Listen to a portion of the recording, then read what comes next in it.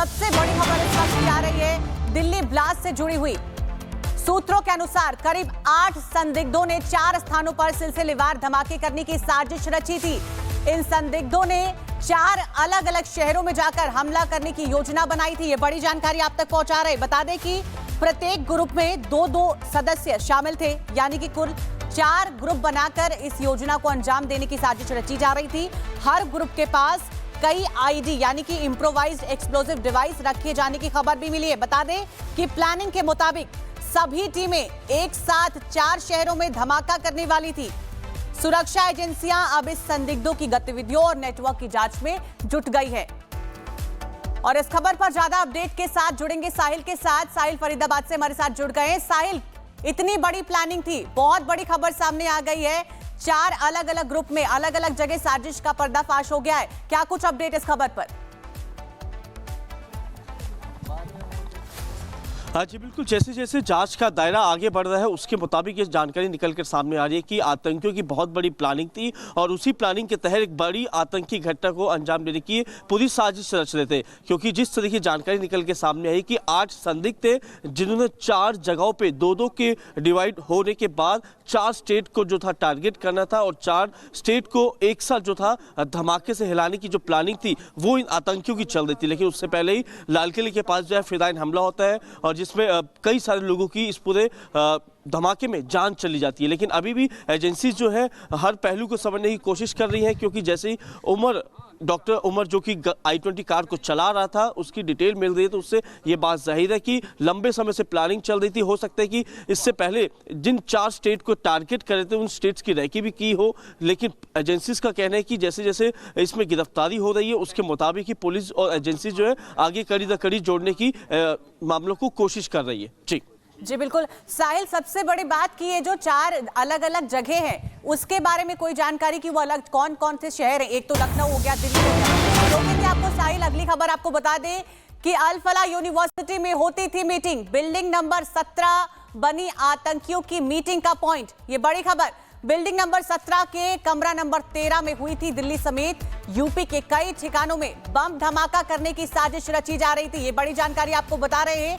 ये 13 नवंबर कमरा पुलवामा के डॉक्टर मुजाहिल का था और यहां दूसरे आतंकी डॉक्टर्स के साथ वो मीटिंग किया करता था। यूनिवर्सिटी से लैब से कुछ केमिकल्स भी इकट्ठा किए जा रहे थे। तो ये बड़ी जानकारी आपको बता रहे, यूनिवर्सिटी से बाहर कमरे पर ले जाने के बाद यहां पर चर्चा होती थी। और साहिल के साथ एक बार फिर जुड़ेंगे। साहिल, सबसे पहले जानना चाहूंगी कि जो 4 शहर के नाम सामने आए हैं उसमें से 2 शहर, एक तो दिल्ली दूसरा लखनऊ हो गया, लेकिन जो 2 शहर है उसके बारे में आपके पास कोई अपडेट?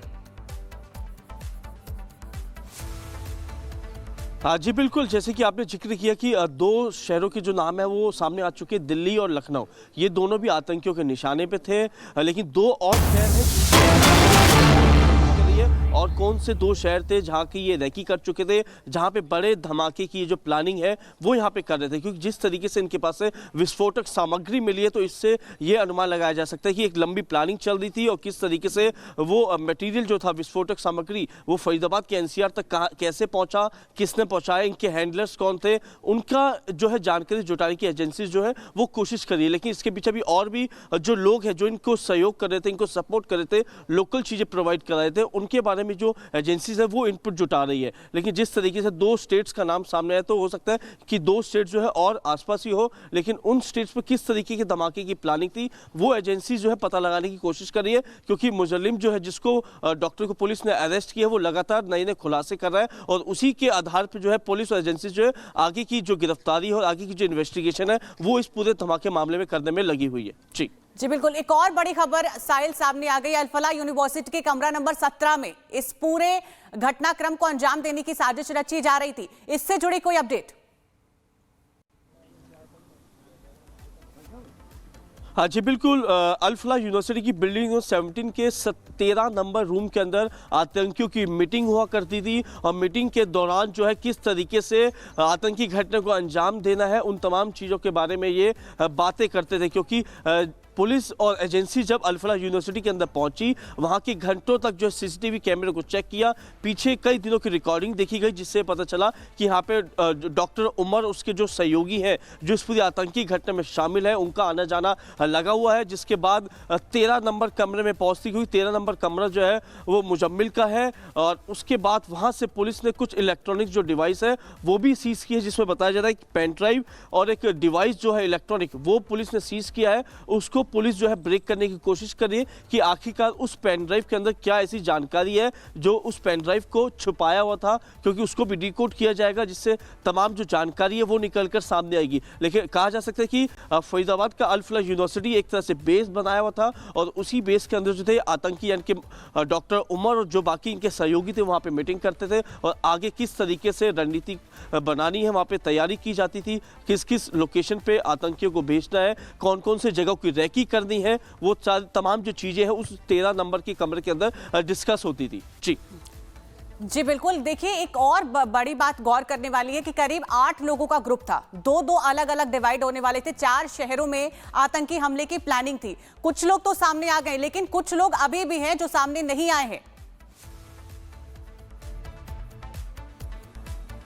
हाँ जी बिल्कुल, 8 लोगों का ग्रुप था, कुछ लोगों की अरेस्टिंग हो चुकी है, जिसमें उमर जो है वो आतंकी था जिसकी मृत्यु हो चुकी है, जो मर चुका है, लेकिन और भी लोग जो है अभी भी फरार चल रहे हैं, और उन्हीं लोगों की तलाश के लिए जो है एजेंसी दिल्ली एनसीआर के अंदर रेड्स कर रही है, क्योंकि पूरा जो मॉड्यूल है वो जम्मू कश्मीर से चलता है और दिल्ली एनसीआर तक पहुंचता है। उसके बाद प्लानिंग की जाती है कि कौन कौन स्टेट जो है उनके निशाने पे है, उनके आका कौन है, उनके आका ने उनको क्या हुक्म दिया हुआ है कि किस तरीके से जो धमाका है वो स्टेट्स के अंदर करना है, क्योंकि जिस तरीके से दिल्ली के लाल किले के पास धमाका हुआ है, ये बात साफ तौर पर क्लियर हो चुकी है कि ये फिदायन हमला है, और उसी हमले के तहत कई लोगों की मृत्यु हुई थी। लेकिन अब कौन सा स्टेट इनके टारगेट पे था वो जानकारी जो है वो एजेंसीज पता लगाने की कोशिश कर रही है, क्योंकि दिल्ली पुलिस स्पेशल सेल के अलावा जो है जांच एनआईए को सौंपी जा चुकी है, और एनआईए की जो टीमें है वो अलग अलग लोकेशन पे रेड्स कर रही है, क्वेश्चनिंग कर रही है, क्योंकि जो इसमें मुजल्लिम है वो एक मेन आतंकी है, सस्पेक्ट है, और पूरी जानकारी जो है वही एजेंसी से साझा कर रहा है कि क्या क्या प्लानिंग थी, क्या रूट जो था इन्होंने बनाया था दिल्ली के अंदर प्रवेश करने के लिए, लाल किले के पास किस तरीके से पहुंचे, क्योंकि लाल किले से पहले जो था डॉक्टर उमर वो दिल्ली के तमाम अलग अलग जिलों के अंदर गाड़ी लेकर घूमता है, और आखिर में लाल किले पे आकर जो है ब्लास्ट कर देता है। तो जैसे जैसे परतें खुलती जा रही है वैसे वैसे जानकारी जो है वो सामने आ रही है, लेकिन एजेंसीज का भी ये कहना है कि इसमें और गिरफ्तारी हो सकती है, हो सकता है कि इसमें बिल्कुल साहिल आपके पास लौटेंगे और बड़ी जानकारी अपने दर्शकों को बता दे। विस्फोटक का कोड वर्ड भी सामने आ गया, ये बड़ी जानकारी आपको बता रहे। और पैकेज सूत्रों के मुताबिक ये बड़ी जानकारी, ये बड़ा कोड था, विस्फोटक का जो कोड था वो था शिपमेंट और पैकेज, ये बड़ा कोड वर्ड रखा गया था, और ये बड़ी जानकारी आपको बता रहे किस तरीके से एनक्रिप्टेड के माध्यम से बात की जाती थी, कोड वर्ड में ही सारी प्लानिंग लिखी जाती थी। तो देखिए कितनी बड़ी प्लानिंग थी, कोड वर्ड में बात की जाती थी। आतंकियों के फोन से कोड वर्ड की जानकारी भी मिल गई है। देखिए किस तरीके से एनआईए हर पहलू की जांच कर रही है, हर एंगल को खंगाला जा रहा है। विस्फोटक का भी कोड वर्ड रखा गया था, जिसका कोड वर्ड था शिपमेंट और पैकेज। इस नाम से, इस तरह से बात की जाती थी, इंक्रिप्टेड रूट के माध्यम से इस पूरे जो धमाका है इसकी प्लानिंग की गई थी। ये बड़ी जानकारी भी सामने आ गई है। देखिए एनआईए लगातार हर एंगल पर जांच कर रही है। उमर की जो वीडियो है, किस तरीके से वो दिल्ली में अलग अलग जगहों की रेकी कर रहा था, इसकी सीसीटीवी फुटेज भी सामने आ गई है, उसका डीएनए भी मैच हो गया है। तो देखिए अब वो दिन भी दूर नहीं है जब इस आतंकी हमले से जुड़े हर पहलू को खंगाला जाएगा, और हर पहलू से जो जुड़े मामले हैं वो सामने आ जाएंगे। देखिए साहिल, ये बड़ी जानकारी भी सामने आ गई है किस तरीके से कोड वर्ड में बात की जाती थी, शिपमेंट और पैकेज नाम से इस कोड वर्ड को डिसाइड किया गया था। क्या कुछ जानकारी?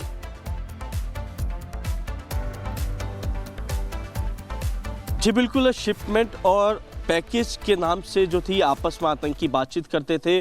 और ये भी जानकारी निकल के सामने कि विदेशी हैंडल्स जो थे इनक्रिप्टेड रूट के माध्यम से जो है आपस में बातचीत करते थे किस तरीके से चीज़ों को जो है आगे अंजाम देना है, जैसे ammonium nitrate, oxide, fuel oil, जो कि विस्फोटक तैयार करते थे। और इन्हीं तमाम चीज़ों को जो है कोडवर्ड में बात करते थे, जिससे कोई भी जानकारी जो है इनके अलावा किसी तक ना पहुंच पाए और आसानी से कोडवर्ड के जरिए जो है अपनी भाषा में ला के जो है चीज़ों को सामने रख पाए और किस तरीके से आतंकी घटना को अंजाम देना है उनके बारे में जो थे आपस में डिस्कस करते थे। और यही वजह है कि जैसे जैसे जांच का दायरा आगे बढ़ रहा है उसके मुताबिक जो है अब एक फ़ोन भी जो है वो एजेंसीज के हाथ में लगा है। फ़ोन एक महत्वपूर्ण एविडेंस भी माना जा रहा है कि फ़ोन के अंदर ऐसी क्या चीज़ें हैं, क्योंकि माना जा रहा है कि जिस तरीके से 8 संदिग्ध जो थे वो अलग अलग स्टेट में धमाके करने की साजिश रच रहे थे, तो उनके पास एक मोबाइल फ़ोन भी था। मोबाइल फ़ोन में ऐसे ग्रुप्स भी बनाए हुए थे कि व्हाट्सएप ग्रुप के जरिए किस तरीके से एक दूसरे को जो मैसेज है वो कन्वे करना है, जिससे कोई अन्य शख्स। एक और बड़ी जानकारी अपने दर्शकों को बता दें कि लाजपत राय मार्केट के पास पहुंची है फॉरेंसिक टीम। ये बड़ी जानकारी इस वक्त सामने आ रही है।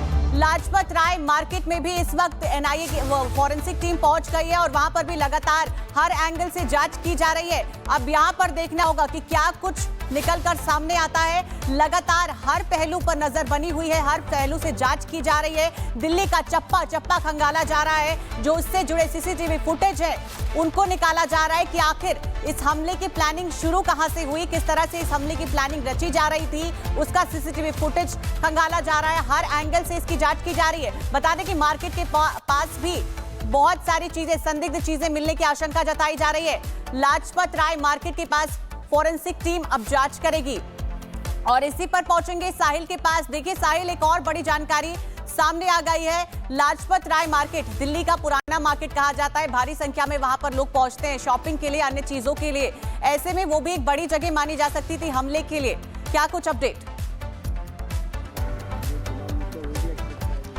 जी बिल्कुल, लाजपत राय मार्केट जो है काफ़ी बड़ी मार्केट है, भीड़ भाड़ वाली मार्केट है। जिस जगह धमाका हुआ वहाँ से कुछ ही दूरी पे मार्केट पड़ती है, लेकिन एफएसएल की टीम जो है एक बार फिर से घटनास्थल पे पहुंची है और घटनास्थल के आसपास के लगभग 200 मीटर के दायरे में जितनी दुकानें हैं, दुकानों के बाहर जो भी एविडेंस, जो भी सैंपल कलेक्ट करने हैं वो एफएसएल की टीम वहाँ पर कलेक्ट करने पहुँची है, क्योंकि काफ़ी सारी ऐसी चीज़ें हैं जो कि अभी भी वहाँ से एकत्रित करना रह गई हैं। और यही वजह है कि आज एक बार फिर से एफएसएल की टीम सुबह सुबह जो है मौके पे पहुंची है, तमाम चीज़ों को देखा जा रहा है। इसके साथ ही जो एजेंसीज हैं वो भी स्पॉट पे मौजूद हैं और यही वजह है कि एजेंसीज और एफएसएल आपस में कोऑर्डिनेट करने के बाद ही लाजपत राय मार्केट का एक बार फिर से पूरा सर्च ऑपरेशन करेंगे और सर्च ऑपरेशन के दौरान जो भी चीज़ें हैं, जो भी एविडेंस एफएसएल के हाथ लगने हैं, उन एविडेंस को एकत्रित करने के लिए एफएसएल की टीम जो है जुटी हुई है, क्योंकि एफएसएल से ही सभी चीज़ें हैं खुलकर साफ़ हो पाएंगी, क्योंकि एफएसएल में सैंपल्स जाएंगे जिससे साफ़ हो पाएगा कौन सा एक्सप्लोजिव जो है वो यूज़ किया गया है। जैसे कि अभी डॉक्टर उमर का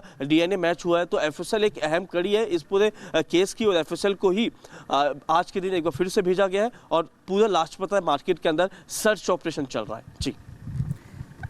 जी बिल्कुल, लगातार देख रहे हैं कि किस तरीके से टीमें लगातार एक्टिव मोड में नजर आ रही है। हर एंगल से इस जांच के जो अलग अलग एंगल्स हैं उनको खंगाला जा रहा है।